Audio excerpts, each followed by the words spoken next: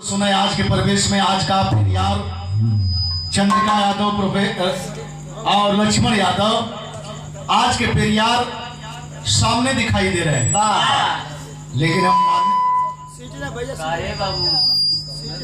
मानने को तैयार नहीं है। बहुत बड़ी विडंबना है। वो समय से बिरहा गाँव थे जो समय केहू कह दे समाज में कि रवि जी तनी सब बाबा साहब का गीत गाना, तो जब बाबा साहब का गीत शुरू करी तो यही तरह का झाड़ तो लोग चल रहे अपने लोग। उस पीरियड में ऐलान करके रामा कैसेट कंपनी से बाबा साहब की वकालत गाया था। बसपा का संदेश और बाबा साहब की वकालत कहा था। तनी सा से कटपट हाँ राजू कहा यार तू राजनीति गा रहे हो, हम कहें राजनीति नहीं है।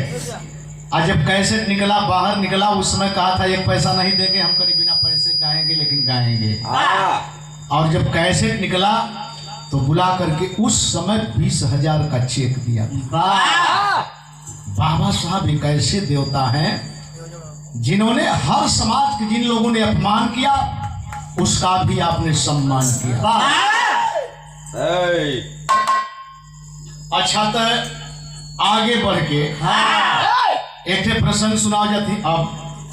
अब हो गल ना तो वाली तो लोग अब प्रेम से